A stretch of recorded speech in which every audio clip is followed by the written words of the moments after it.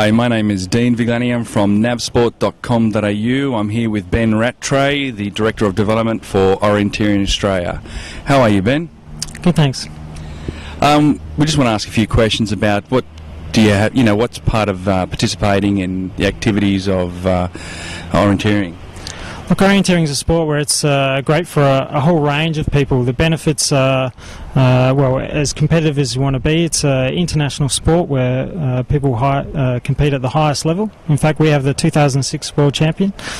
Right down to it's a great social sport. People tend to socialise quite a lot in the sport, and it's a very good healthy sport. Not only do people run or cycle depending on the version of the sport, but people tend to get out there, and not only is it a physical challenge, but it's also a mental challenge with lots of problem solving, map reading, etc.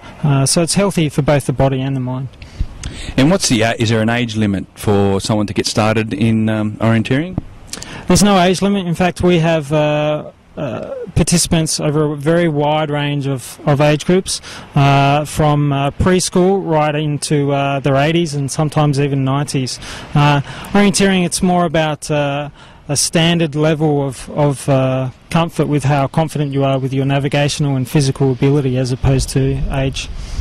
And to get started in orienteering, what is the cost? What are the fees and the general equipment cost? It's a very low cost sport. Anyone can rock up to any local event. The local event would typically cost under $10. And generally at any event you can also hire a compass if you want to take out a compass, and as part of the fee for the race or the event, you get given the map, which is essentially all you need. And apart from that, it's just comfortable clothes to either walk or jog or run depending on your physical level. And just participation rates in Australia, is it a growing sport? Is it globally growing? What are the statistics on it? We have well over 80,000 participants every year in Australia for orienteering.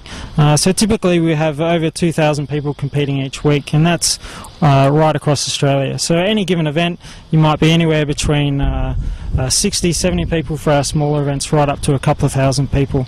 And internationally, yes, it's growing quite a lot, and we now have over 70 member nations of our International Orienteering Federation. You mentioned there was a world champion who is Australian. He won the 2006 world champion, 2007, or? Hanny Alston, female, won the 2006 World Championships for the sprint distance in Denmark, so last year. Yep. And if you wanted to make a career at it, could you make a living out of in orienteering as in the sport? There are a few people, but they certainly are exceptions. To be honest, there isn't a lot of money in the sport, and we do have a few paid officers within Australia as well, but it's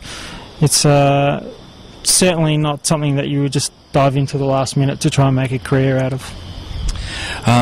If someone want to get started, is there some training courses they can participate in? Yeah, we have training courses Australia-wide quite often. Most of our development officers in each state will have run training days for teachers and coaches, and we have typical Australian Sports Commission coach accreditation levels like most other sports. So Ben, what sort of equipment do you guys use in orienteering? Well, essentially the main thing that we use is the map, the orienteering map. This is a fairly typical orienteering map of a fairly broad hill. The yellow generally represents that there's no trees, so essentially it's a specially prepared map, and overprinted over that we would have a course, and basically it would have control points which you would visit in order, so 1, 2, 3, 4, 5, 6.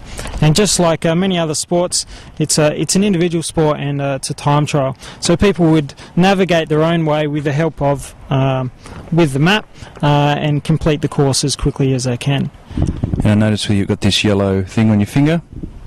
Well, typically when they go around a course, what happens is each control point will be marked with a flag like this. It's generally a little bit larger, and as evidence that they've been to each one, in the old-fashioned days we used to use a clip card where they would punch a control card, but more modern day we use electronic timing systems, and so there's a little box that they would place this into. It takes a few milliseconds to read, and then they'll go on their way, and that tracks not only that they've been to that control or checkpoint, but also the time that they were there. Also, have you got anything new information coming up on your website that you'd like to talk about?